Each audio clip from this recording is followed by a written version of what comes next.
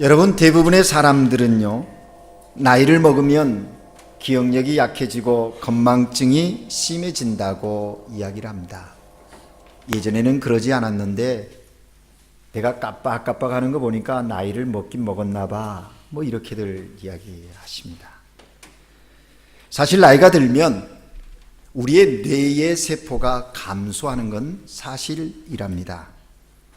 그러나 뇌세포가 감소한다고 해서 머리가 굳어지는 것은 아니라는 시험 결과가 나왔습니다. 하버드 메디컬 리뷰의 실험 결과를 발표를 했는데, 거기에 의하면 나이가 들어도 꾸준히 공부를 하면 70대가 되어도 뇌는 발달한다, 그렇게 발표했습니다.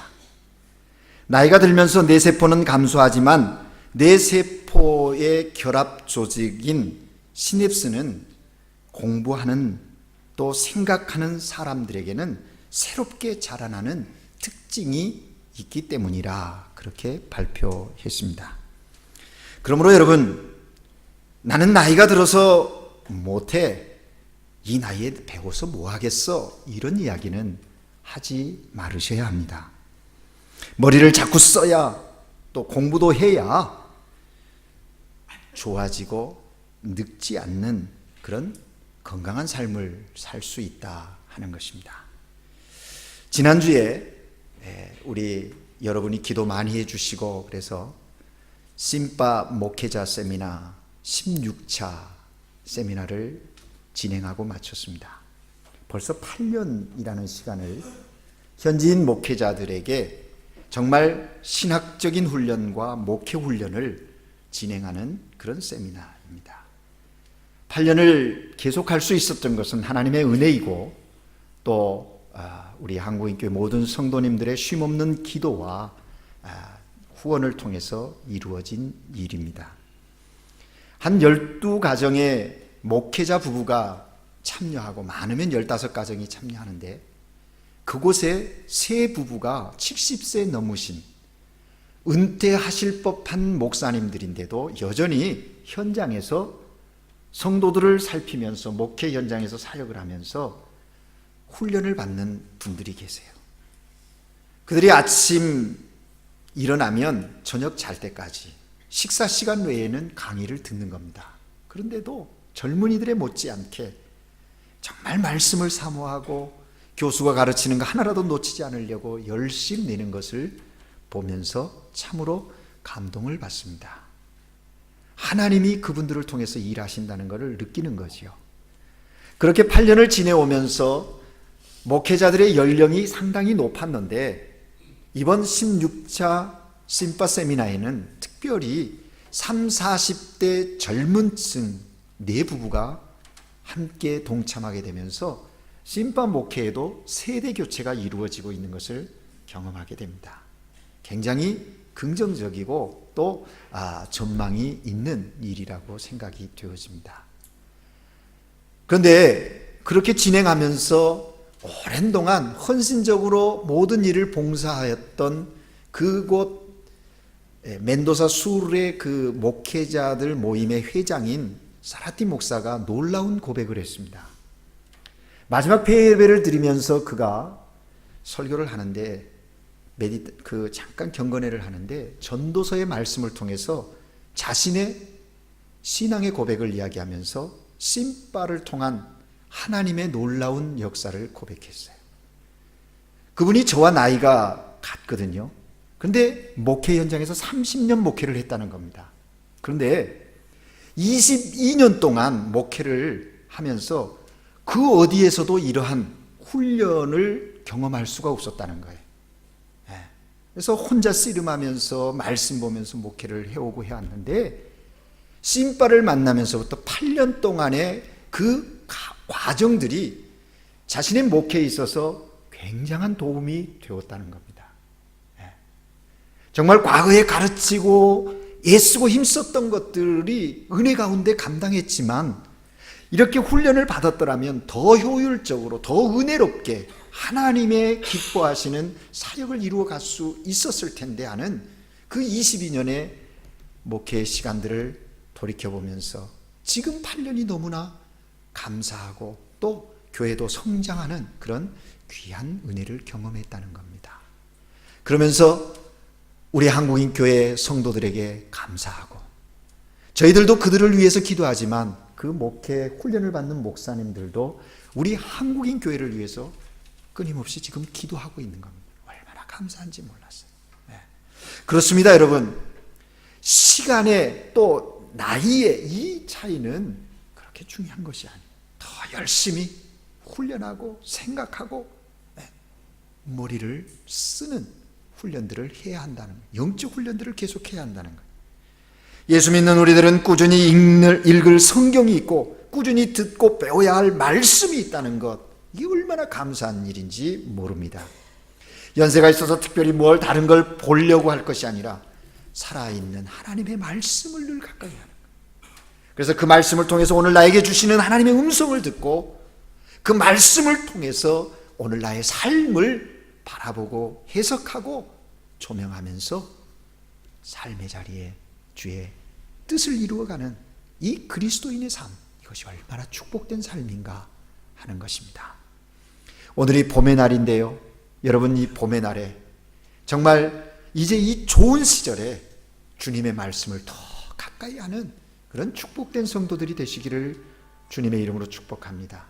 예수님 때문에 나는 행복하다고 매 순간 고백할 수 있는 믿음의 사람들 되시기를 주의 이름으로 축복합니다. 우리 옆 사람에게 서로 축복하십시다. 예수 믿는 우리는 확실히 행복합니다. 확실히를 좀 강조하세요. 뭐 행복하다 그러는데 정말 확실한 것 같지가 않아요. 얼굴을 보면 그냥 고민거리가 뭐 어두워요. 해가 쨍쨍 비춰지고 있는데도 그늘이 져 있어요.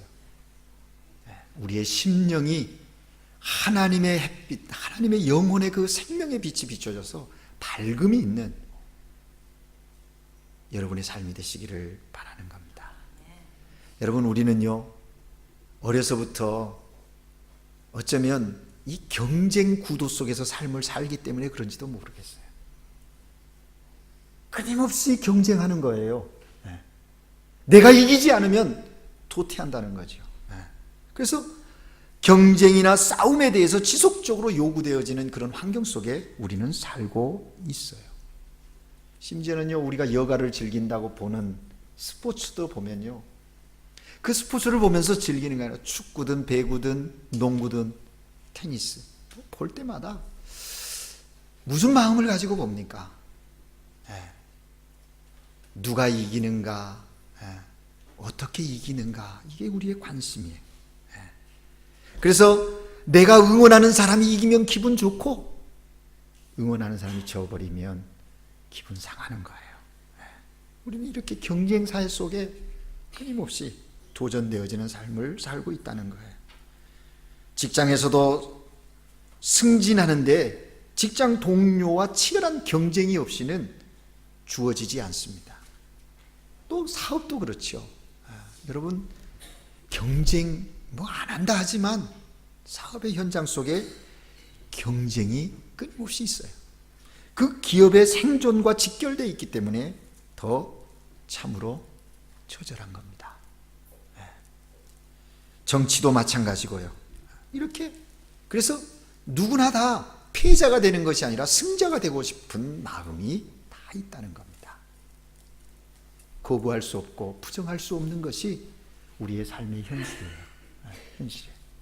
오늘 우리가 읽은 본문 말씀에도 보면 어떤 싸움이 예고되어지고 있는데 그것은 하나님의 백성 이스라엘이 약속의 땅을 얻는 과정에서 필연적으로 해야 하는 전쟁에 대한 이야기가 있다는 겁니다.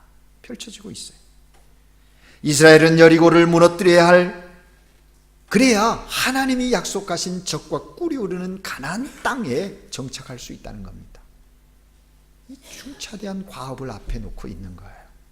그래서 이스라엘 백성을 이끌고 있는 지도자 여호수아는요, 참으로 많은 부담이 되었던 것 같아요.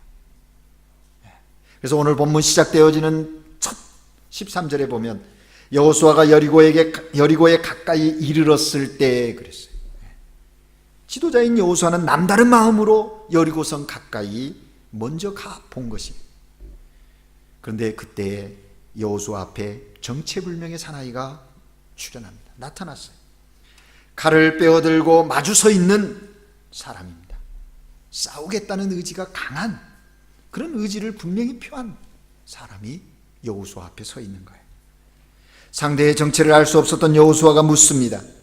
너는 우리를 위하는 사람이냐, 우리의 대적을 위하느냐라고 물어요. 무슨 얘기입니까? 너는 우리 편이냐, 아니면 저쪽 편이냐, 그런 물음이에요. 사랑하는 여러분, 이 질문은 군대 장관 여호수아의 입장에서 보면 당연한 질문일 거예요. 이제 정복해 들어가야 할 가나안 땅. 그 앞인데 칼을 들고 마주 서 있는 그를 볼 때 묻는 건 당연한 거예요. 어쩌면 이 질문이 오늘을 살아가는 우리들에게도 끊임없이 던져지는 질문이 아닐까 생각해요. 특별히 우리는 어떤 일을 만나면 저것이 과연 내 편인가, 아니면 나를 대적하는 것인가? 사람이든 환경이든 어떤 사건이든 우리는 그런 현실 앞에 서게 된다는 거죠. 그래서 이런 질문을 하지 않습니까? 그러자 정체를 알 수 없었던 그 사람은 아주 의미심장하면서도 아리송한 답을 여호수아에게 하고 있습니다. 뭡니까? 아니라 나는 여호와의 군대 장관으로 이제 왔느니라. 여호수아가 묻는 것에서 그렇다, 아니다, 그렇다, 난 너 편이다, 아니면 저쪽 편이다 얘기해 주면 좋을 것 같은데, 이 사람이 대답은 아니라 나는 여호와의 군대 장관으로 이제 왔느니라, 그렇게 대답. 우리 편이냐 적 편이냐 분류하는 여호수아의 질문을 부정하고 있다 하는 겁니다. 아니라 나는 너희 편도 아니고 그렇다고 여리고 쪽 편도 아니다. 나는 너를 도울 너의 아군도 아니고 동시에 너를 대적하는 적군도 아니다. 뭡니까? 그의 대답은 나는 여호와의 군대 장관이다. 나는 전혀 다른 정체성을 가지고 있다는 겁니다. 여호수아의 질문에 답하고 있는 이 사람의 대답은 내가 생각하는 그런 정체성이 아니라 다름의 정체성을 가지고 있다라고 저에게 말하고 있는, 전혀 다른 편에 속해 있다는 거예요. 누구 편에? 나는 하나님 편에 속해 있는 자다. 나는 여호와의 군대 장관이다. 그렇게만. 아니 여러분, 이해가 되십니까? 여호와로부터 오신 여호와의 군대 장관이라면 당연히 여호수아의 이 질문에 그래, 나는 하나님의 선택받은 이스라엘 너희를 위하여 싸우러 왔노라, 이렇게 말해야 되는 것 아니겠습니까? 그런데 오늘 본문에 그 얘기가 아니에요. 이스라엘 백성들을 가나안 땅으로 가라고 명령하신 분은 누구입니까? 그 가나안 땅을 너희에게 주겠다고 말씀한 사람은 누구예요? 여호와 아닙니까? 누가 약속? 여호와께서 약속했어요. 그 땅을 취하라. 누가 명령하셨어요? 여호와께서. 그렇다면 이 전쟁은 누구에게 속한 전쟁입니까? 역시 여호와가 아니겠습니까? 그래서 이 전쟁을 거룩한 전쟁이라 성전이라고 일컬어집니다. 그렇다면 이 거룩한 전쟁에 참전하고 있는 이스라엘을 하나님께서는 편들어 주셔야 할 것 아니겠습니까? 편들어 주셔야 하는 거지요.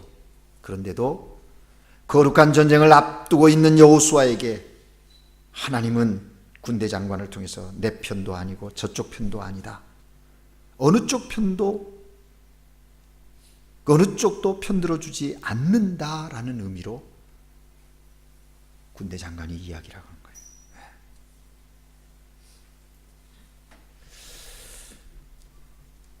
여기에 귀한 아주 중요한 메시지가 담겨 있습니다. 여호수아에게 깨달으라는, 깨우치려고 하는 강한 메시지가 담겨 있다는 거예요. 여호와 하나님과 그 당시 지방에 있는 부족 신들과 근본적으로 차이가 있음을 드러내고 있다 하는 겁니다. 그 가나안 지방 부족들은 바알, 아세라, 아스다롯, 다곤 등 제각기 자기들의 부족에 맞는 신들을 선택해서 숭배하고 있었어요. 각 부족은 자기들의 신에게 정성을 다해서 제사를 드립니다. 이때 제사장의 역할은 절대적이었어요. 제사장은 부족과 부족신 사이의 유일한 중재자였기 때문입니다. 제사장만이 부족의 재물을 부족신에게 전달할 수 있었고요. 그리고 그 부족신의 축복을 부족민에게 선포할 수 있는 중재자, 제사장이에요. 그런데 부족들이 바라던 번영과 축복을 얻지 못하게 되면 그 제사에 문제가 있다고 보았던 거죠. 그래서 제사장은 부족들에게 더 지성을 다하라고, 지성을 다해 드릴 것을 요구했겠죠. 그러면 농사도 풍작을 거두고 자손들도 번성하게 될 것이라 믿었습니다. 하지만 제사장이 요구하는 대로 아무리 지성을 들여도 바라던 축복이 번번이 다가오지 않으면 저들은 마침내 제사장이나 부족의 신에 대해서 의심을 갖기 시작하는 거예요. 제사장이 온전하지 못해 제대로 영험이 없어서, 아니면 신이 야무진 신, 온전한 신, 참신이 아니어서 그럴 거라고 신에게까지 의심을 품기 시작합니다. 결국 나약하기 짝이 없는 자기들의 제사장과 심지어 그 부족의 신마저도 저들은 서슴없이 바꿀 수 있는 그런 사람들이었다는 거죠. 더 강한 신과 그에 따른 새로운 제사장을 선택하는 겁니다. 부족의 번영과 축복을 확실히 보장받기 위해서 저들은 그렇게 한다는 거예요. 이런 의미에서 부족신은 사실상 그 부족들의 부족을 편들어주는 인간의 도구, 절대자가 아니라 사람들에게 예속되어져 있는 그런 신이 되어져 버리고 마는 거죠. 그러한 상황들이 있는 그 땅, 여호와는 여호와의 군대 장관을 보내어 여호수아에게 이야기하는 거예요. 여호와는 그런 부족의 신들과는 다름이 있다, 차별이 있다는 것을 명확하게 말해줘. 어느 한쪽 편에 서서 무조건 하고 그들 편만을 들어주는 그런 분이 아니심을 선언하고 계시는 겁니다. 여러분, 이스라엘의 입장에서 보면 한 사람의 지원군도 아쉬운 때가 아니겠습니까? 출애굽한 1세대들은 다 죽고 2세대들이 들어와서 이제 하나님이 약속하신 그 적과 끓이는 가나안 땅을 들어가려고 하는 거예요. 그런데 광야 40년을 다니면서 하나님의 언약의 백성의 징표인 할례를 행하지 않았어요. 그래서 요단강을 건너 저들이 이제 길갈에서 그 할례를 행하는, 그것이 바로 이 5장 앞부분에 나온 거예요.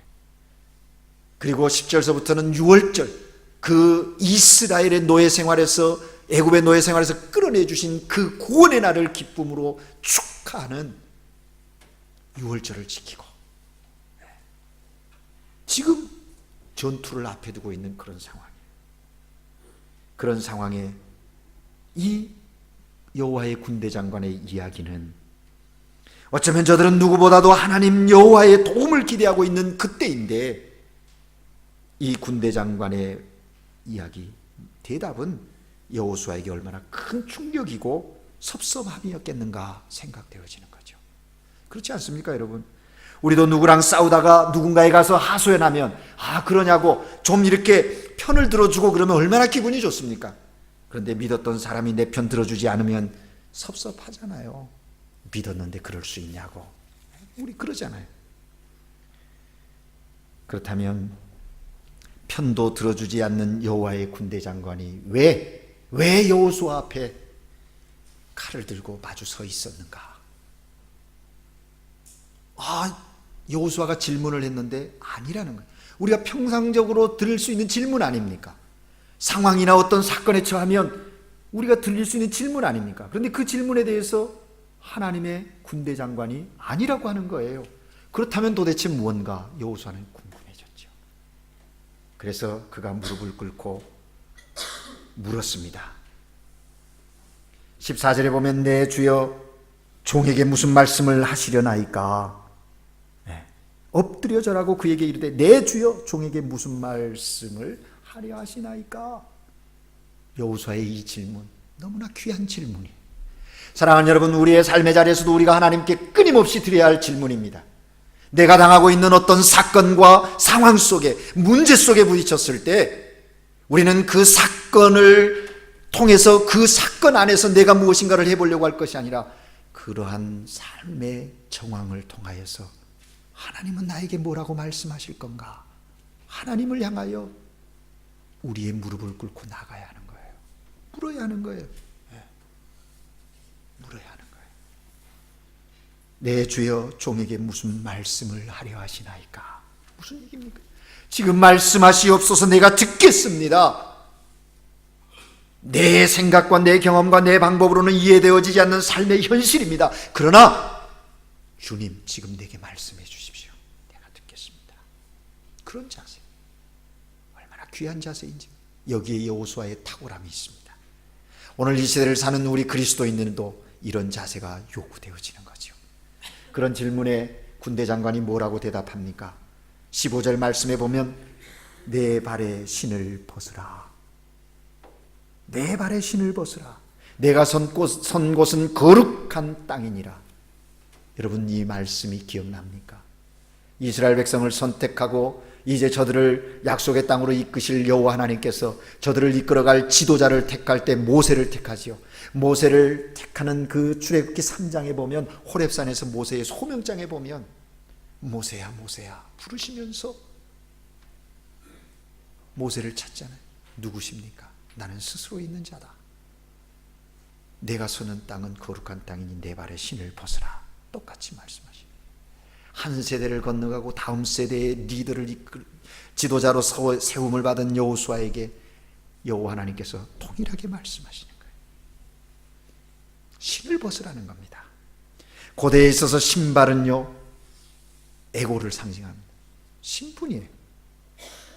특별히 에고이스트다 그러는데 자부심이 강한 사람은 신발 벗는 것 그거 좋아하지 않아요. 신발 벗으라는 것은 자기를 부정하라는 거거든요. 나중 자기를 부정하라. 예수님은 누구든지 나를 따라오려거든 자기 십자가를 지고 나를 따르라 말씀하셨어요. 뭘 부정하라는 거예요. 그러니까 신발을 벗으라는 그 의미 속에 담겨 있는 그 내용을 우리가 깊이 생각해요. 이스라엘 사람들의 풍습에 의하면 노예나 종들은 신을 벗어야 했습니다. 이 풍습이 예수님 시대까지 이어지잖아요.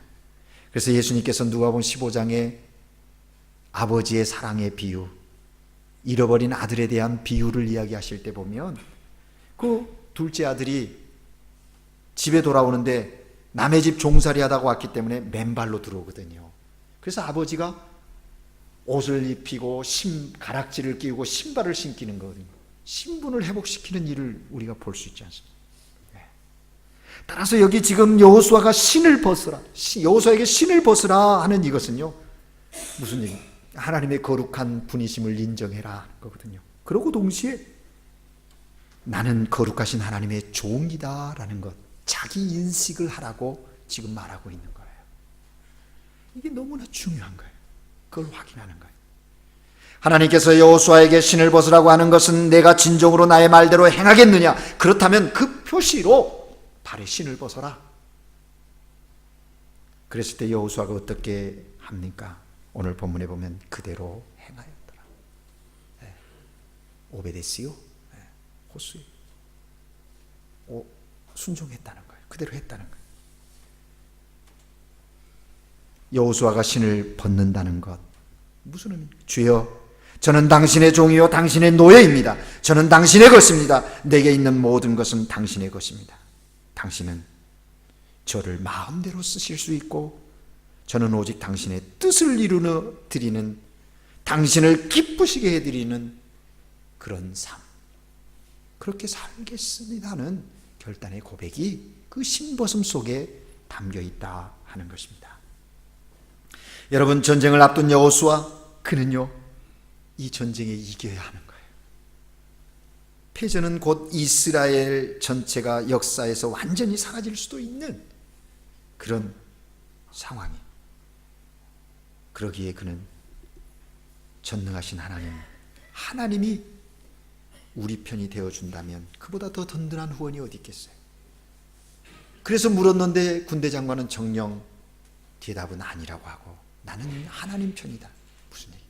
신발을 벗는 과정을 통해서 하나님이 내 편이 아니라 내가 내게 속한 자임을 확인시켜주는 그런 사건이다 하는 겁니다. 그렇습니다, 여러분. 우리의 인생의 삶에 있어서 중요한 건요, 하나님이 내 편 되게 해달라고 하는 신앙, 그건 성숙한 신앙이 아니에요. 내가 하나님께 속한 자입니다 하는 이 신앙의 고백이어야 돼요. 여리고성 전쟁을 앞두고 있는 여호수아에게 여호와 군대장관이 나타난 것은 이스라엘의 싸움의 대상이 본질적으로 누구인지를 알려주기 위함이었다는 사실이에요. 이스라엘이 싸워야 할 대상은요, 뜻밖에도 여리고가 아니었어요. 여리고가 아니었어요.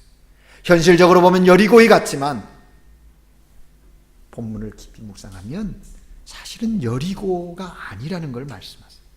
오히려 하나님의 종되기를 거부하면서 오히려 환경이나 사람들뿐만 아니라 하나님께서도 내 편에 서주기만을 끊임없이 요구하는 이스라엘 자신의 그 본성, 자중심적 그 본성과 싸워야 한다는 거예요. 이스라엘이 가나안 땅을 차지하는 것도 하나님께는 중요합니다. 하지만 하나님께서 더 중요하게 여기시는 것은 하나님의 선민, 그들이 합당하게 하나님의 사람으로 살아가는 거예요. 인정하고 있는 것, 그걸 원하는 거예요. 여러분 보십시오. 하나님이 이스라엘 편만 된다면 무엇이 되겠어요? 근데 여기서 하나님 편이라고 얘기를 한 것에서 때로는요, 이스라엘이 하나님을 거스리고 교만하게 행할 때 그냥 방치해 두는 거예요. 저들의 잘못을 깨닫게 하기 위해서 오히려 하나님이 이방을 들어 쓰시는 거예요. 그런 첨예한 사건이 이 여호수아 6장, 7장, 8장의 두 전쟁을 통해서 증거해 주고 있어요. 여리고성의 전쟁은요, 이 사실을 알고 여호수아가 전쟁 말씀대로 하는 거예요. 하루에 한 바퀴씩 돌아라. 마지막 날 여리고성을 메고, 그리고 마지막에 소리를 말씀대로 하나님의 작전 지시대로 순종하니까 승리했어요. 여리고성 이겼잖아요. 아이성에선 실패해요. 여리고성에 비하면 아이성은 정말 소수가 가도 넉넉히 정복할 수 있는 그런 성이에요. 그럼에도 불구하고 실패해요. 왜? 거기에 아간이라고 하는 한 사람의 탐심이 죄를 범하고 그 죄의 바이러스가 이스라엘 백성들 마음속에 다 들어가고, 그래서 여지없이 아이성에서 실패해요. 하나님의 작전 지시를 따르지 않는 거예요. 그걸 나중에 깨닫고 여호수아가 장로들과 함께 옷을 찢으며 회개하며 하나님 앞에 회개하는 거예요. 그리고 다시 하나님의 지시를 받고 아이성 공격을 해 들어가잖아요. 이기는 거예요. 뭘 얘기하는 겁니까? 여러분, 우리의 삶의 상황이나 환경, 사건이 중요한 게 아니에요. 내가 어디에 속해 있느냐, 중요한 것입니다. 내 발의 신을 벗으라. 사랑하는 여러분, 우리는 기억해야 합니다.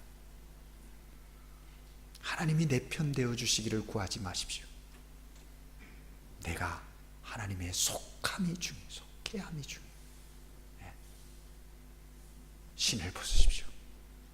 일상의 삶 속에서 내가 갖고 있는 그 무엇, 아직 내려놓지 못하고 이것만은 내가 놓을 수 없다고 신앙생활하면서도, 그래서 어떤 위급한 상황이 오면 신앙은 뒷전이고 이걸 들고 나와서 해결해 보려고 하는 그런 그것 내려놔야 돼요. 철저하게. 하나님은 나의 주인이시여 나는 당신의 종입니다. 당신의 자녀입니다. 이 자녀됨의 의식, 이것이 오늘을 살아가는 우리에게 요구되어진다는 거예요. 여러분, 여호수아의 승리의 비결이 어디였습니까? 자기의 힘이었습니까? 자기의 지혜나 자기의 경험에 있었던 것일까요? 아니지요.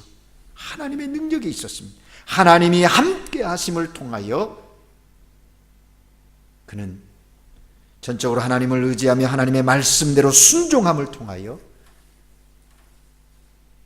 맡겨주신 사명뿐만 아니라 승리의 감격을 누릴 수 있었다 하는 겁니다. 사랑하는 여러분, 하나님은 오늘 우리들에게도 내 발의 신을 벗으라고 말씀하십니다.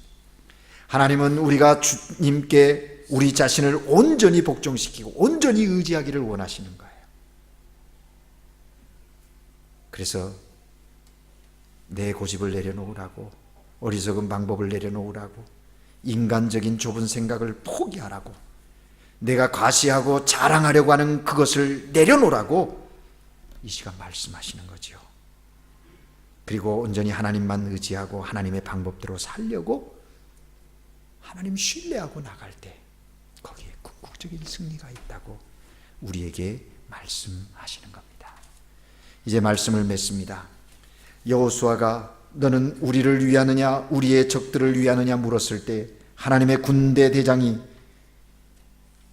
대답하기를 아니라 한 이 말의 의미를 깊이 생각하십시오. 그리고 우리들의 삶에 적용해야 합니다. 얼굴을 땅에 대고 엎드려 절하며 내 주여 종에게 무슨 말씀을 하려 하시나이까 물었던 여호수아의 그 자세, 이것이 오늘 저와 여러분에게 요구되어지는 자세이고요, 거기에 응답하시는 대로 내 발에 신을 벗으라 내가 선 곳은 거룩하니라. 발에 신을 벗고 서 있는 그곳에는 하나님의 역사가 나타나는 거예요. 거룩한 역사가 이루어지는 겁니다. 세상 사람들이 비교하는 그 무엇에 견주어서 낙심하고 절망할 것 아닙니다. 지금 당장 뭔가 보이지 않는다고 끝났다고 할 것 아닙니다. 신발을 벗고 서 있는 그곳이라면 거기에 하나님의 역사는 이루어질 거예요. 믿음으로 바라보고 나아가는 거예요. 사랑하는 여러분, 오늘 이 짧은 본문 말씀을 통해서 우리에게 하나님은 말씀하십니다. 오늘날 우리가 그 무엇에 앞서 행할 일들임을 분명하게 말씀하고 계세요. 우리는 이 삶의 원리를, 신앙의 삶의 원리를 생활 속에 적용해서 정말 주님의 영광을 드러내고 주께서 주시는 은혜의 기쁨들을 선포하는 하나님의 사람들로 승리하시기를 주의 이름으로 축복합니다. 기도하겠습니다. 사랑의 하나님 아버지, 오늘도 우리와 함께 하셔서 우리에게 말씀하시니 감사합니다. 주께서 말씀하심에 귀 기울이게 하시고 여호수아처럼 순종하게 하셔서 철저히 신을 벗은 자의 마음으로 이 시대를 살아가게 하셔서 주님의 뜻, 주님의 큰 기쁨 되는 하나님의 사람으로 매 순간을 승리하게 하옵소서. 하나님께 영광이 되고 우리의 삶에 하늘의 신령한 기쁨, 평강으로 넘치게 하옵소서. 예수 그리스도 이름으로 기도합니다. 아멘.